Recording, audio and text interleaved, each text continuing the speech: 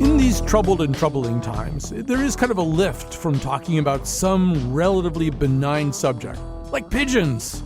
Maybe you don't even like pigeons, but you'll like them better at the end of the show, and you'll respect their intelligence. B.F. Skinner famously trained them to play games and figure things out. But, I mean, there have been cases where pigeons have been taught how to recognize the difference between a Monet and a Picasso without having seen the work of either artist in advance. So, I mean, I know people who can't do that, all right? So we're going to talk about pigeons and how smart they are, and maybe you'll feel a little bit better about them, even if you don't feel better about much of anything else today.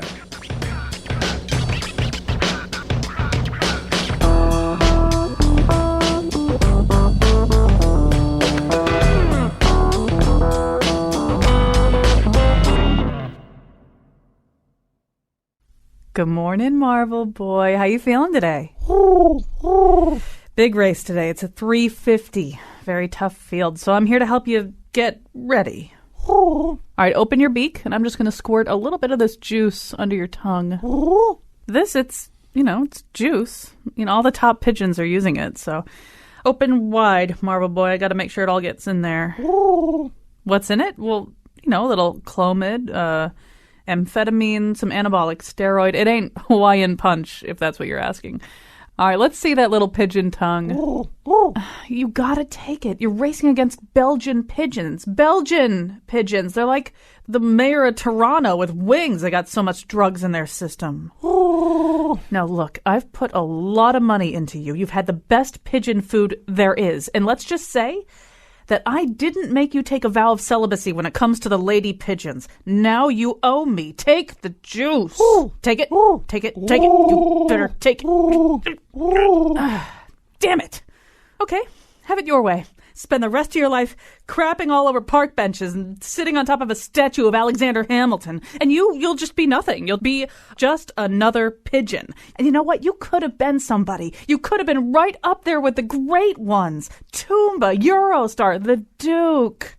Instead, you'll be waddling around Washington Square asking little old ladies to feed you. That's more like it. Now, here's a squirt for you. And one for me. Because Mama need a little helper too, right? Okay, let's try a little practice flight. Okay, I might have the dosage off a little bit. Meanwhile, here's everything we can tell you about pigeons in 1 hour. And now he says they're delicious with just a little bit of truffle oil. Colin McEnroe. I would like to report with some chagrin and embarrassment that I played the pigeon in that sketch, that I actually went into a studio today and made pigeon noises until Chion Wolf was satisfied. And I would also like to say that although we are going to address the whole subject of pigeon doping today, which is an actual real problem in the world of pigeon racing, there are a number of pigeon stereotypes in that sketch that are semi-unfair, and we will address those as well. Joining us right now, well, I'll tell you who's to come, first of all. A little bit later, we'll be talking to Yoni Applebaum, a social and cultural historian and a doctoral candidate at Brandeis University, specializing in the military uses of pigeons, especially an odd sort of triadic configuration during World War I of pigeons, the U.S. military, and the Boston Red Sox. But as either Andrew or I could tell you, I mean, the pigeons have had many military uses over the years and well past World War I into World War II. Also a little bit later, because I've always been fascinated by one of the more quotable Gertrude Stein lines is "Pigeons on the Grass, alas," which, first of all, may have been sung for the first time right here in Hartford. So Wanda, a Robert and Ruth Halperin Professor Emerita of the Department of Art and Art History at Stanford University, is going to explain to us, as best she can, as best anybody can explain Gertrude Stein to anybody, why Pigeons on the Grass would inspire alas. But we're going to begin with Andrew Blechman. He's the managing editor of Orion magazine, but more importantly for our purposes, he's an award-winning journalist and the author of Pigeons, a 2000 book that I read, Pigeons, the fascinating saga of the world's most revered and reviled bird. So when we decided we were going to do a show about pigeons, Andrew was our go-to guy. Andrew Blechman, there was some mention made in this introduction of pigeons crapping on park benches and sitting on top of Alexander Hamilton, all of which actually does go on. But one of the canards, to use a duck term, against pigeons that I realized from reading your book is pigeons don't really poop more than other birds, right? It's more a question of where they poop. That's exactly right, Colin. Basically, pigeons are urban creatures. They like to be where we are. I mean, they're creatures that like to be around humans. So when they poop, we happen to notice it. They tend to you don't see them in trees so much. You see them, they come from cliffs. So in fact, they're called rock pigeons or rock doves. And so they like ledges. It's where they naturally feel comfortable, and stone statues. And that's where they poo. They poo. So, and one of the chapters of your book delves in considerable detail to the bird control practices, various things that have been used to get rid of pigeons. Because there's a lot of times when people don't want pigeons around because they make big messes, and because they are associated with certain diseases, and there may be certain things in their poop, even though their poop was prized by the Egyptians as a great source of fertilizer. But really, the most sensible thing that I think you found in your book was a scientist who said, really, it's just all about feeding them. If you don't feed them, everything changes. Yeah, I mean, the trick is this. First of all, don't go out and berate someone for feeding them. The real problem there's a few essentially closet obsessive feeders of pigeons who will go out often before even daybreak to put food out. Sometimes bags of food, bags and bags of it. Every city has them, slightly mentally ill or at least compulsive. Your average pigeon feeder, though, I would not want to take that away from somebody, which is either a young child or someone who has a day off or is out of work, or someone who's retired just sitting on a bench and feeding pigeons. The trick is this, though, is don't overfeed them. And better than to feed them bread, which is the easiest thing, just a little bag, like a little handful of birdseed is the way to go. Because the reason why the poo ends up feeling like concrete and a pain in the neck and like it's going to last and doesn't wash away is because that's just how they digest white bread. Simple carbs. If you give them bird feed, which is basically protein, it just washes away like it would in the wild. We should probably at least try to define what is a pigeon. People often kind of use the terms pigeon and dove interchangeably. I know pigeons were of great fascination to Darwin. It's actually, I think, the first chapter of Origin of the Species is about what a pigeon is, or about pigeons in general. And I know even since your book came out, Andrew, there's been more work done on sequencing the pigeon genome and answering some of the questions that were near certainties at the time of the writing of your book. But so explain, what are we talking about when we say pigeon? Well, first of all, pigeon and dove are essentially the same thing. Every pigeon is a dove. Not every dove is a pigeon, because a pigeon is a subspecies of dove, or a type of dove.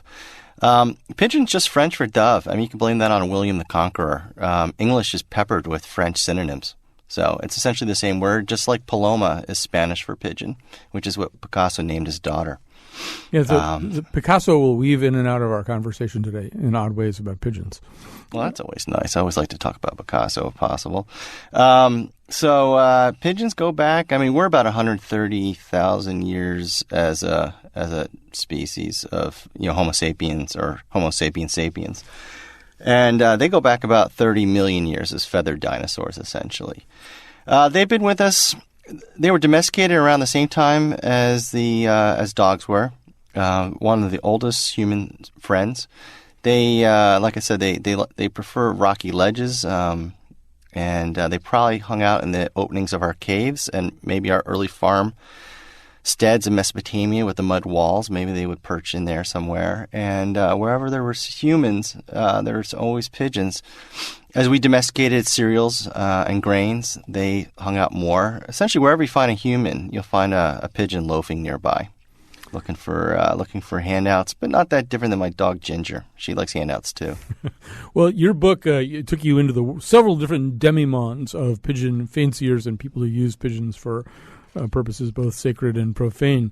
But one of the reasons we're here talking today about pigeons was a set of reports about the world of pigeon racing. Now, I had no idea that the world of pigeon racing was so infested with potential criminality, although you do actually point out in your book that certain members of the mafia have been fond of pigeon racing for a long time, and that there's something about pigeon racing that implicitly, I suppose, invites parimutuel wagering. But now comes the report that in Belgium, which for some reason or other, which you will no doubt be able to explain, Belgium, which is just a hotbed of pigeons and pigeon racing, there are now reports of pigeon doping. The pigeons have been given anti-inflammatory drugs. One pigeon tested positive for cocaine. First of all, I don't think anything about pigeons surprises you anymore, Andrew Blackman. But did this surprise you? No. Not really. Well, cocaine sounds stupid because it's only in your system for about 30 minutes, and those races tend to be for 3 to 6 or 8 hours long. So nothing like getting a quick start and then stalling out. Look, wherever you find money, you're going to find corruption. Right now I'm in NPR's New York City studios. At the southern tip of Manhattan's Wall Street. Wherever you find money, you're going to find corruption. You're going to, just like you did with the World Series that was thrown with the White Sox in the old days. So, doping of birds, sure, they dope horses. And they dope pigeons. There's a lot of money in it. I mean, at this point, pigeon racing typically, there's a lot of good people in pigeon racing. And it really is one of the oldest sports out there. The Queen of England's family is very fond of it. It's one of the great old hobbies because it's an extremely time-consuming sport. You really have to spend time. It's animal domestication. It's in husbandry. You're dealing with training your pigeons, raising them, feeding them, and as one of the characters in my book, Orlando says in it is nothing feels better than walking into your racing club, knowing that your bird won because you fed it right, you raised it right, you trained it right, and you did everything right, and it won. It came back and it was the winner. Unfortunately, it's turned into a sport like a lot of sports where there's now basically pigeon studs. If you want to stud your pigeon with one of these ones in Belgium, usually at these stud farms, you can pay up to $100,000. Yeah. So and it's a different kind of sport. At this point, they're racing all these birds, usually raised by somebody else. Like in South Africa, they're all raised together. You just send them a squab, a baby, and then they just throw them up in the air at the same time, see which one comes back. I read about a pigeon named Usain Bolt who was sold for what they believe is about $400,000.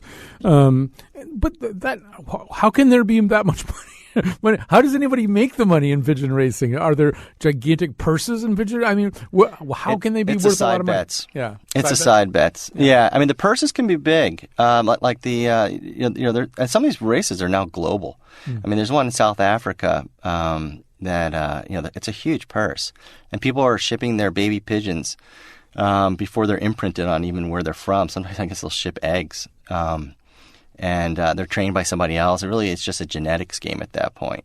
And there's a lot of side betting. But, the people who are generally doing this racing at this point, like the real traditional racing, are usually immigrants to the U.S. That's how I got interested in the whole story of pigeons. People are just doing it in the rooftops. If you look up, you'll see people in pigeons. Well, let's actually meet some of those people right now. Our own Patrick Skahill, a while back, did report on pigeon fanciers, on pigeon racers. So let's play a little 3-minute piece we call Patrick's Pigeons. So what do you need to get into pigeon racing? Well, first, you have to have a lot of pigeons. In Bill Desmaris's case, 300 in his backyard. Then you tag the birds, load them onto a truck, and ship them hundreds of miles away, where they get released all at once. The bird that flies home fastest wins. We call it racing, they call it flying home. In a typical race, birds fly anywhere from 200 to 600 miles. Nobody knows how pigeons navigate. Most scientists think the birds pick up on many cues, landmarks, smells, and magnetic sensitivity. Desmaris thinks it's something internal, like the radar in a submarine. Beep, beep. There must be something that tells them, okay, beep, beep, through take her up, beep, they go home. Now, racing pigeons aren't like the pigeons you see in the park. They're stronger, bred for their endurance and brains. See, look at that right there. That's one of my best ones right there, see it? See, looking around, very intelligent, seeing what's going on. Strong, big chest, big wings, Yeah. Like thoroughbreds of the sky, like racehorses of the sky, See him crowing and strutting? He's a cock. He's crowing at that hen. He's putting a show on. I'm the boss. I'm the big guy, I'm in charge. These tough birds are also built for speed. With a favorable wind or hawk on their tail, racing pigeons can fly as fast as 90 miles per hour. Today, Bill is waiting for his birds to return home from Verona, New York. The flock is circling a 3-story loft he built behind his house. Come on. Pigeon racers come from all walks of life, lawyers, doctors, and ex-Marines like Bill, but they all have one thing in common. They're all characters. Every one of them is a pigeon flyer is a character. Just by the nature of what he does, flying pigeons. How many people fly pigeons? Oh, look at this guy. Harold, how about shot and beer? How about shot and beer? You never drink water, you get sick. Tony Bioderski is one of those characters. He used to play soccer in Poland, but for 33 years, he's raced pigeons in America. I'm with him at a pigeon club in Wallingford. His house is right next door. So did you build the coop yourself? Yep. Yeah. How long did it take to build? The coop was building 2-3 months before the house. What did your wife think of that? Oh, she don't complain because she know I like it. They know the pigeons is my life. Tony sometimes bets on races, but other pigeon flyers like Wayne and Tina Spakowski say the sport is about other things, like caring for your birds. Pigeon racing isn't without risk. Hawks, power lines, and surprise weather can all keep the birds from coming home. So the Spakowskis are careful not to get too attached. Once you name them, it seems something happens to them. Yeah, we had always had one that would always chase my feet. So we called her Feets for the longest time. And of course, one race and she never came home. Oh, Feet. We lost Feets. Today, the Spakowskis' pigeons are getting loaded onto a truck bound for Toledo. Come on, you knuckleheads. Ralph Dupree is their driver. He's driven pigeons for nearly a decade. Dupree will drive all night, releasing dozens of birds the following morning. He says he'll find a nice spot, a place with good visibility and no power lines, and then it's just a matter of getting out of the way. Sometimes you get crapped on. And for the Spakowskis, well, the race results weren't great either. But with competition nearly every weekend, they'll have plenty of opportunities. And when winter comes, they'll begin mating their best birds, continuing on the never-ending quest to breed the perfect super pigeon for next season. All right, that's our own Patrick Skahill. Andrew Bleckman, I think you heard some of the immigrants that you were talking about in that piece, and I'm sure Absolutely. in the sensibilities reflected in that piece, a lot of sensibilities that you recognize from the time that you spent among pigeon racers. Yeah, I mean, they're good folk. I mean, it really is one of the last great hobbies. And it's dying. It's dying with that generation of immigrants, whether they're Polish or Jamaican, Belgian or Dominican or Puerto Rican. Or Peruvian. They're from all over the world, or the Middle East. I mean, pigeons are basically beloved everywhere but the United States, from what I could tell. And it's hours and hours and hours and hours a week. And you have a lot of what I call pigeon racing widows, or racing widows. The poor suffering wives who get half the attention that the staple pigeons gets. And these guys call their birds thoroughbreds, and in a lot of ways they are. These birds will fly from a place they've never been before. I mean, they're trucked out, and so let's say it's 500 miles away, which is pretty typical. They'll fly home at 60 miles an hour, not stopping for food, water, rest, or anything, and they'll home in. On their loft, basically like a laser-guided missile at 60 miles an hour from a place they'd never been before. I mean, compare that to a racehorse, which really just runs, a few furlongs, which is basically a mile and a quarter maybe, just a few, 1.25 times around the track. And so they can't get lost. And even a great racehorse is really only going about 35 miles an hour, and only for about a mile or so. They are gentle folk, these pigeon fanciers. You can sort of tell that. On the other hand, they have come under attack from people for the ethical treatment of animals. The argument being that a lot of the pigeons don't make it back. In fact, maybe even half the pigeons don't make it back for one reason or another. Some of them maybe just don't come back. Some of them get hit by hawks or power lines.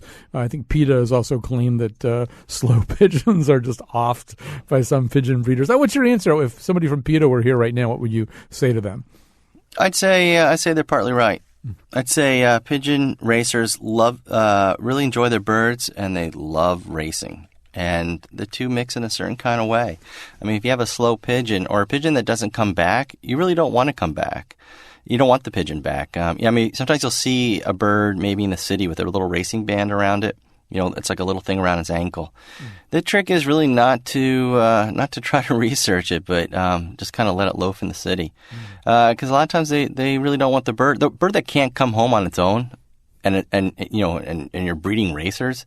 It's like the boxer that can't get up, chronically, and it gets knocked out in the first round. You really don't want it back. So it's a mix. They love their birds. They love the sport.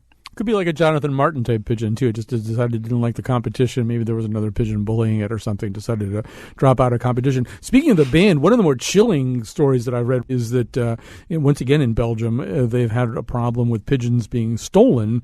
And what the smugglers do is they don't bother to smuggle the pigeons. What they tend to be apparently Chinese organized crime groups, and they just cut the leg off that has the band on it, and then they just take the band home and put it on the leg of an inferior pigeon and then claim some great pedigree for it, so it's worth a lot more money, which is It's amazing what we humans will do. I know. Pigeons would never do that to humans, I don't think, anyway, although who knows if they were given a chance. I can guarantee you the greediest you'll get in a pigeon is one that tries to peck one piece of seed too much. Well, speaking of pecking one piece of seed, and this will be the last thing before we go into our next segment, but it sort of can set up kind of some of the military stuff pretty well. One of the many people who's been there are two people that we should talk about. One of them is Mike Tyson. I hope we can get to him. But one of the other people very interested in, and by the way, if we don't get to it, you should read Andrew's book, at least for the chapter where he's running around trying to have an audience with Mike Tyson. Spoiler, he doesn't get to, but what he goes through in the process is very amusing and lots of fun. But B.F. Skinner was kind of, if not obsessed with pigeons, B.F. Skinner, the great psychologist of the 20th century, was somebody who believed that some of the innate capacities of pigeons made them very worthy of study for the kinds of theories that he was interested in, especially operant conditioning. Actually, let's just play a little clip. I don't know if this is B.F. Skinner's voice or not. I couldn't figure that out. But this is an old black and white clip that shows two pigeons batting a ping pong ball back and forth across a flat surface. The two pigeons are at either end of a small ping pong table. One pigeon pecks the ball as it comes toward him and knocks it toward the other pigeon. Other pigeon pecks the ball back across the table. If it goes past one pigeon, the other pigeon can eat, and if it goes the other way, the other pigeon eats. So that there is it's a real game. The pigeon is reinforced for a cross-court shot if that is what gets the ball past his opponent.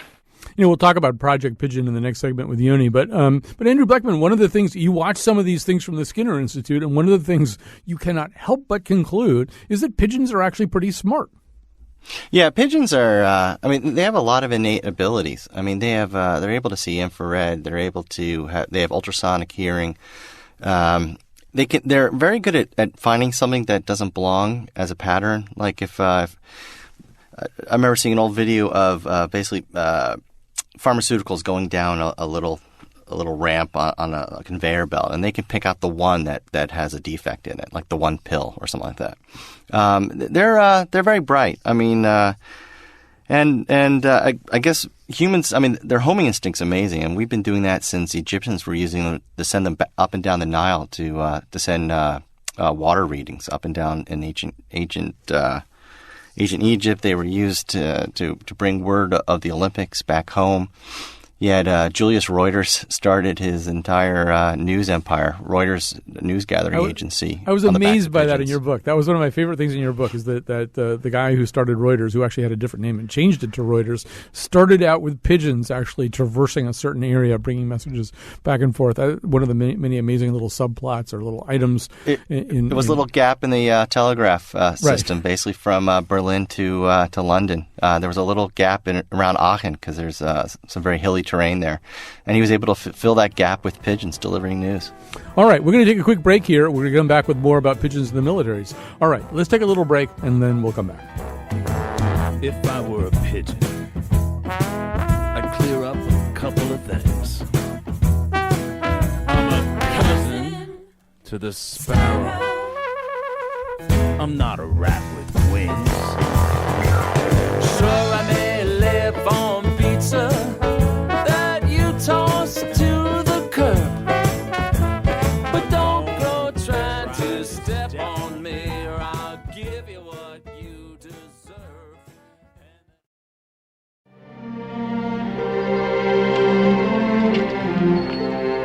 Hey, what do you think of that phone? She's a beauty. She's at Hayes. Name is Swifty. Oh, look what he went and did.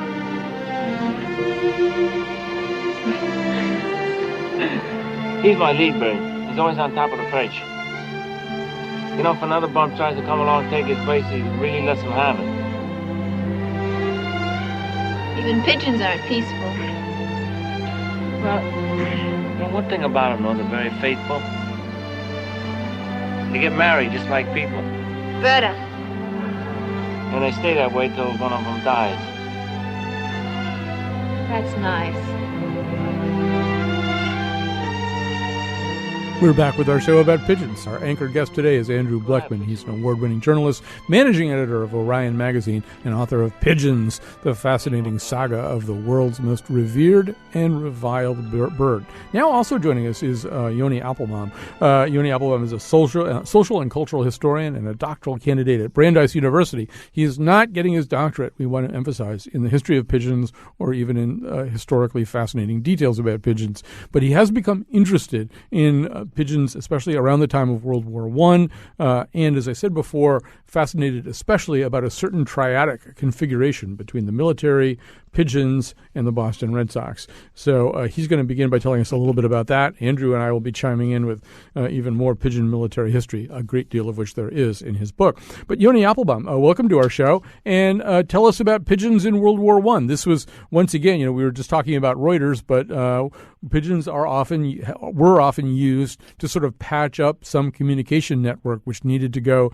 at a faster speed, and that's one of the things that they were used for in World War I. Tell us about it.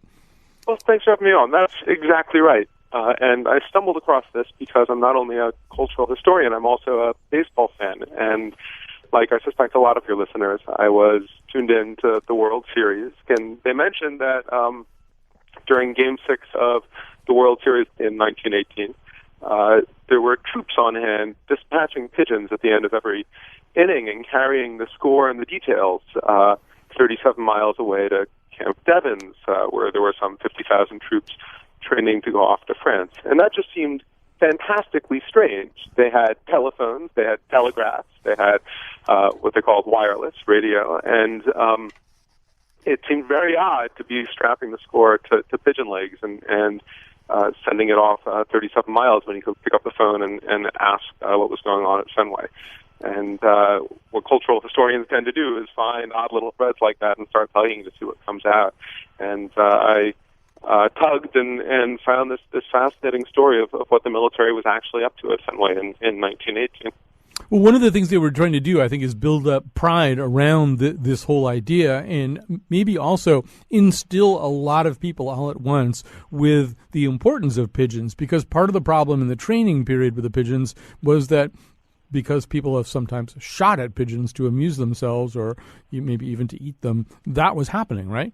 Yeah, that's exactly right. So you've got this very odd juxtaposition. You have a small group of pigeon fanciers within the United States who are actively raising them as a hobby, as Andrew's described. And then you have most Americans relating to pigeons as either an item on the menu of a fancy dinner party, as squabs, or as a target for hunting, or perhaps as a nuisance. The groundskeepers at Fenway were known to scatter breadcrumbs and wait for the pigeons to swoop down and then blast away with their shotguns. So there's this dramatic shift in attitudes that takes place at the beginning of the war. General Pershing, the commander, gets over to France and looks around, and one of the first telegrams he sends back is a demand for the army to start finding itself some pigeons.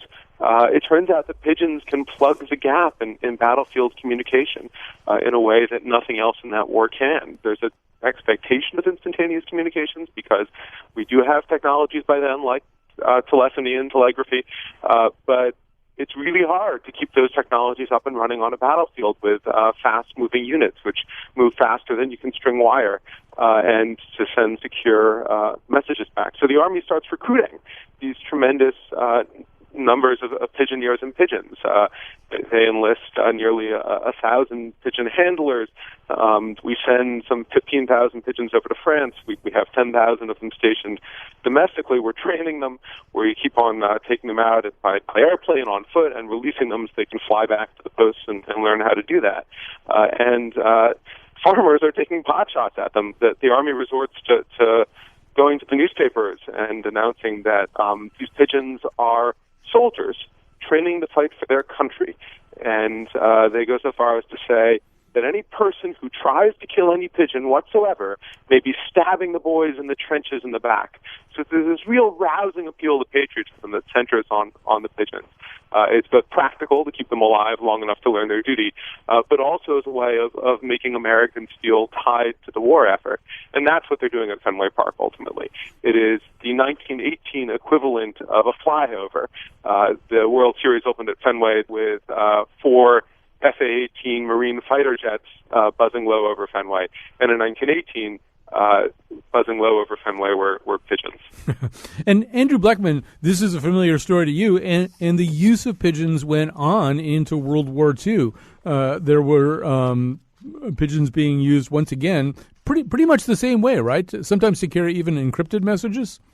Yeah, I mean, pigeons are. I mean, my favorite story is always Cher and Me from World War I with the Lost Battalion, and they were behind enemy lines and our own military was setting shells on and firing on them, and they had a few pigeons with them. And the soldiers, as they were hunkered down, and they sent one up, shot down by the Germans by rifle, sent another one up with a rescue message, shot down, and the third one, Cherami, was actually shot but kept going and made it back to the American base, and they immediately stopped firing, but the poor Cherami was basically blown to bits. She still raced back to deliver her message with one leg dangling. She couldn't even really land.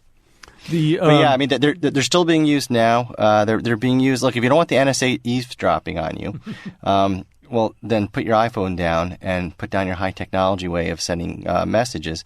And if you're if you're an insurgent in Iraq or Afghanistan, send it by pigeon post. Still being used. Yeah, and actually, and this I think occurred after your book was written, but in England a couple of years ago, they found a pigeon in a chimney, and the pigeon appeared to have died during World War II. On its leg was an encrypted handwritten message from World War II, which the code breakers today were unable to crack, but they believe that it was actually flying home from British units in France around the time of the D-Day landing in 1944. So they were dropped from airplanes with parachutes. They were let out of submarines that would quickly surface. Pigeons. In fact, we dropped a ton of pigeons with the French Resistance. All they had to do was with a piece of paper and a pencil, and we'd parachute them in. And then hopefully they wouldn't be eaten by the French Resistance, but if they had a message to give back, they would just put it in the capsule, let the pigeon go, it would fly back across the channel. You know, Yoni, Andrew's book is subtitled The Most Revered and Reviled Bird, and that dichotomy, or that odd paradox, kind of runs through all pigeon stories. For every story of them doing something really terrific, then there's a story about people really hating them or doing something horrible to them. And ironically, especially ironically given the players, I'm also a big Red Sox fan too. And so Ted Williams, who was probably the most militarily heroic Red Sox player, actually left baseball twice to fight in 2 different wars for the United States. On the other hand, never got the memo about how great pigeons are. I'll let you pick up that story. Yeah, no, it's a great tale because there's Ted Williams, who is flying for his country in World War II and again in Korea, but doesn't have a whole lot of respect for these pigeons who are also flying for the same country. He was one of a number of Red Sox players through the years who used to enjoy taking target practice at the pigeons out in the bleachers. He'd go out there and blaze away at them with his shotgun. On at least one occasion, he was joined by the team's owner, Tom Yawkey, who the street in front of Fenway is named for now. Lefty Grove, who was with the club in the 30s and the early 40s, was also notorious for doing this. And it got to the point where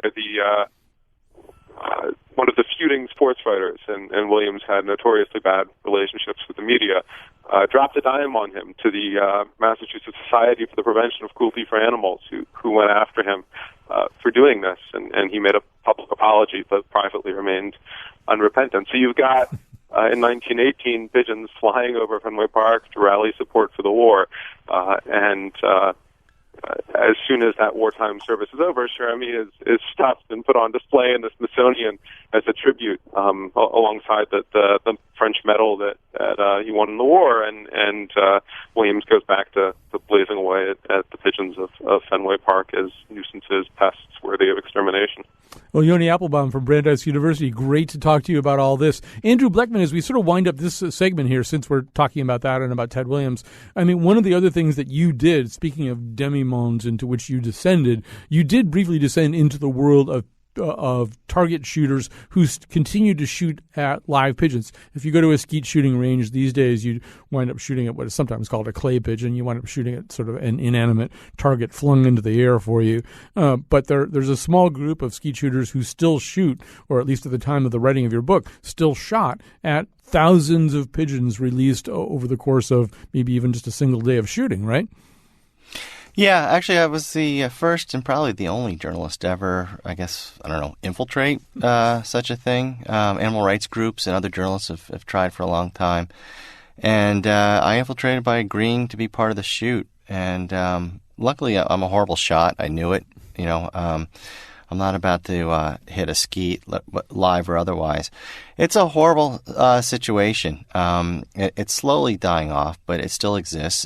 Basically, you have people who poach pigeons from the streets in New York City, usually early in the morning, just as the sun's rising, which is when pigeons wake up. They'll put some feed out, and then they'll just net them, and then they'll throw them in vans. And then they'll race them out to central Pennsylvania or just rural Pennsylvania.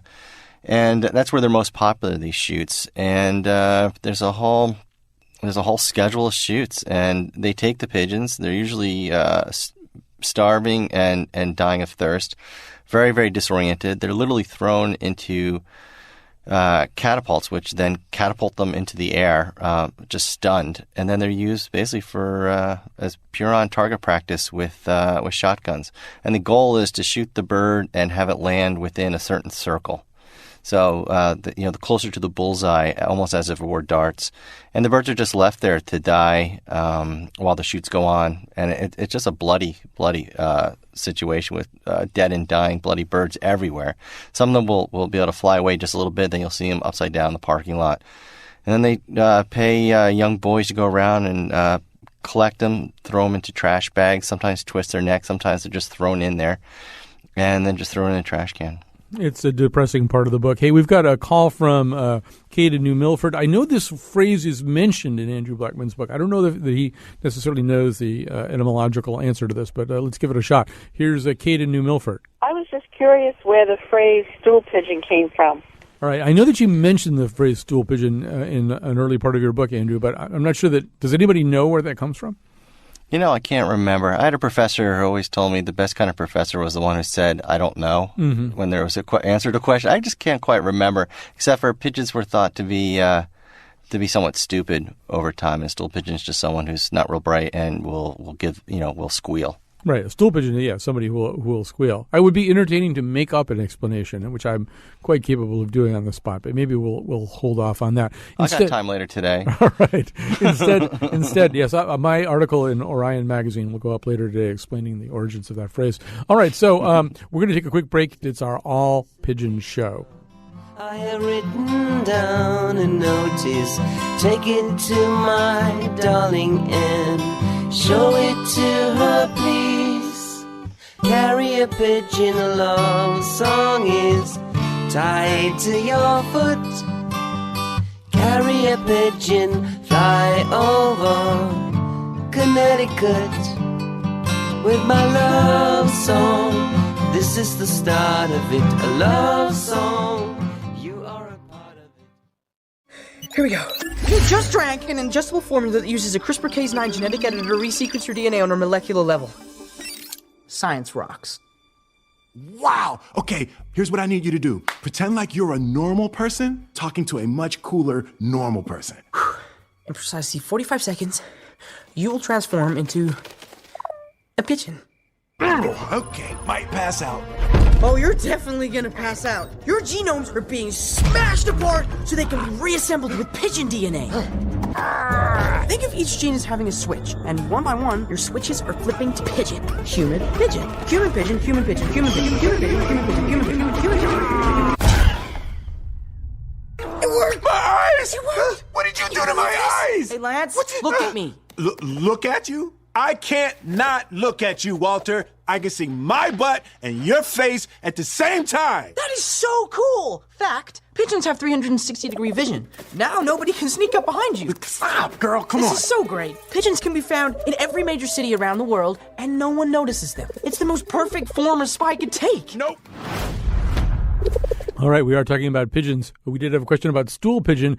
Actually, Neely Bruce's name is up on the board here as a caller. Neely, when I saw that you were calling, I assumed that you were calling in to talk about Virgil Thomson's Four Saints and Three Acts, which we are going to talk about in this segment. But it turns out that's not why you're calling up. You're calling up about the phrase stool pigeon. Yes, that's exactly right. This is the origin of the term stool pigeon. It has to do with passenger pigeons. And passenger pigeons were hunted in enormous numbers. They were hunted to extinction, but one of the standard techniques was to put a decoy. Passenger pigeons liked to go down on the ground where there were other passenger pigeons, so they would put a decoy down, and it was a pigeon on a sort of stool-like thing that had 3 legs, but could be completely jerked out of the way so it didn't get damaged. And the pigeons would come down in enormous numbers, and they would be shot on the spot and then sent off to restaurants or wherever to be eaten. Well, so a stool pigeon is a pigeon on a stool that is used to attract other pigeons to where they will be killed. So a duplicitous pigeon. Well, it certainly makes sense, and I'm sure it would pass the fact checkers at Orion Magazine. So Neely Bruce, composer, conductor, I thought you wanted to talk about Virgil Thomson. It just goes to show you should never assume anything. We're going to be talking about pigeons in the arts here, and in just a second we'll be talking to Wanda Korn from Stanford University about Gertrude Stein and pigeons and that opera. But before we do, Andrew Bleckman, do we know anything more about Picasso and pigeons? I mean, we know that he named his daughter Paloma, which means pigeon. Is there any other thing that we know of, like, why he would have done that? Well, he loved them, is the short answer. He loved them enough to name his daughter after them. And the girl with the dove is one of his most beautiful pictures ever, one of the most beautiful paintings. And it's interesting. It's really only in the United States, from what I can tell, where pigeons are so debated, except for maybe Trafalgar Square in London. Generally, all through human history, they've been worshipped as fertility goddesses. They've been seen as a gentle friend who will visit you every day, at the same time, that's when you feed them.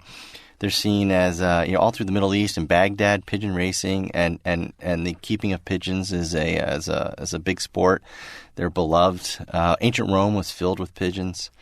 And so, it's just kind of unusual that's not the case here. Well, just as we're heading towards the home stretch here, we are going to talk about pigeons in the arts. And I wanted to set that up by saying in 1995, 3 researchers, Watanabe, Sakamoto, and Wakita, described an experiment in which they showed pigeons paintings by Picasso and Monet and trained them so that they would obtain food when they pecked at a Picasso or pecked for a Picasso rather than a Monet. And that the pigeons then were able to distinguish between a Picasso and a Monet when it was a painting that they had never seen before, so that they eventually came to understand what Picasso's style was as opposed to Monet's, at least for their purposes. And in a later paper, one of the same researchers showed that if pigeons and human college students undergo the same training, their performance in telling a Van Gogh from a Chagall is pretty much the same. So pigeons and the arts, it's a natural pairing, apparently. But, the place that they really surface the most, at least for me, one of the most memorable Gertrude Stein lines. In fact, if you know almost nothing else about Gertrude Stein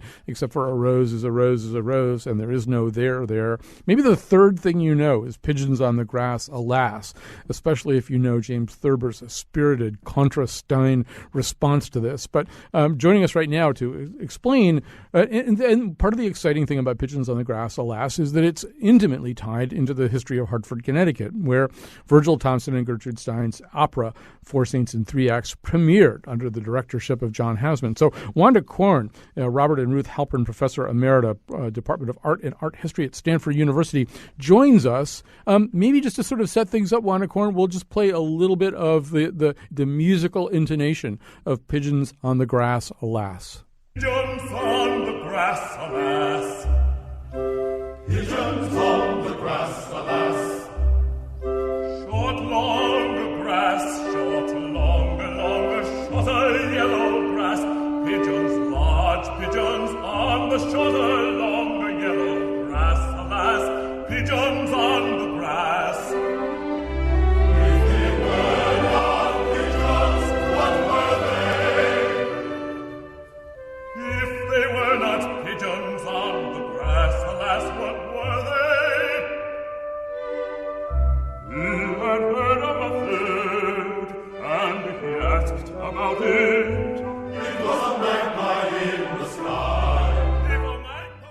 All right, that's from Four Saints and Three Acts. So, Wanda Korn, welcome to the show. And to the extent that anybody can ever figure out what's going on with Gertrude Stein, what's going on with Gertrude Stein and pigeons on the grass? Well, it's a great question, and I can't give you a definitive answer because that's always impossible with Stein. Yeah, I would be so disappointed if you could. But what we should say is that this opera that we just heard one little aria from, or piece of an aria, is called Four Saints and Three Acts, and it is about saints in Spain, 16th, 17th century, much older saints. And one of them, Saint Ignatius, who is singing that aria, it's been said by an interpreter, is actually having a vision as he sings about birds. And they're, of course, pigeons, which at the time would have been a very kind of ordinary bird for a saint to be thinking of. You'd think a saint would think of a white dove, which in Christianity has had a long history as a bird about purity, about God, about peace. But instead he has his vision through pigeons. And that makes some sense, if that indeed was what was on Stein's mind, because she had a sense of humor. She, I think, always wanted to talk in very natural, vernacular language. She always spoke in the first tense, that is when she wrote. And, of course, she liked repetitions. And somehow Pigeons on the Grass has just enough of a little alliteration and harmony to it, Pigeons on the Grass, alas, that I think she came to like that phrase so much. It worked much better than dove, which would just be a dud of a word compared with what she wants to do with it. So it's right in the middle of the opera, and Thompson, Virgil Thompson, who wrote the music for Stein's libretto, made it into a kind of, if you will, a kind of hit tune of this particular opera. Yeah, to the extent that any hits emerged from Four Saints and Three Acts. Yeah. So James Thurber wrote a mock contra Stein essay about this particular line, about this particular aria, in which he objected lengthily to the whole trope. At one point he said you could dress up a pigeon in a tiny suit of evening clothes and put a tiny silk hat on his head and a tiny gold-headed cane under his wing and send him walking into my room at night. It would make no impression on me. I would not shout, "Good God Almighty, the birds are in charge." So he was objecting to the idea that pigeons can inspire any profound emotions in anybody. I don't think he was terribly serious about that. But Wanda, as we look at a poem like this, is it like James Joyce too, that at a certain point she's just so much in love with a certain cadence of language and the flowing together of sounds that parsing it for actual sense is kind of beside the point? Yes, I think that's very well said. It's the musicality of the language. It is making you hear language because you listen more intensely when it's not making sense to you. And so then you might be able to get into the musicality in which the language is both spoken and in this case, sung. Unlike Joyce, though, who very often had considerable ideas about references that his chosen words would call up. And so you can have a compendium of lines from Joyce that will tell you about the intellectual stimulus behind it or the symbolism behind it or where the phrase might have been used by somebody else and is being here appropriated by Joyce. You don't find that kind of allusions to other bigger intellectual traditions in Stein. So it's the sounds that are thrilling her. Plus, she really loved ordinary language, and I think Joyce loved extraordinary language, if I can put it that way. The two of them were not much in the way of friends. They both were in Paris, but I think probably for each of them, they did not see an alliance with the other. And if anything, they sort of kept themselves apart and had different audiences for their work and different friendship circles. The parts of the aria sound like an undiscovered fourth verse of I Am the Walrus. If a magpie in the sky cannot cry, if the pigeon on the grass, alas, can alas, and to pass the pigeon on the grass, alas, and the magpie and the sky. It goes on and on like this. Thank you so much, Wanda Korn. Thanks to Andrew Bleckman, also author of Pigeons. If your taste was whetted by Pigeons, the fascinating saga of the world's most revered and reviled bird. Also, thanks to Yoni Applebaum, and thank you for listening. We'll be back tomorrow unless, for some reason, we don't show up. All right.